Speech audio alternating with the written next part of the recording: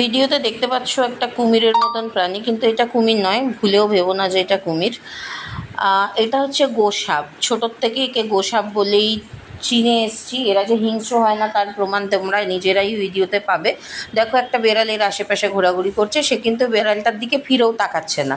তো এভাবেই এরা ঘোরে নর্মালি। তবে এদের ল্যাজ খুব ভয়ঙ্কর, যেটুকুনি শুনে বড় হয়েছি। এদের ল্যাজের বাড়ি যদি কোনো অংশে লাগে তাহলে সেই জায়গার মাংসটা পুরো পচিয়ে দেয়।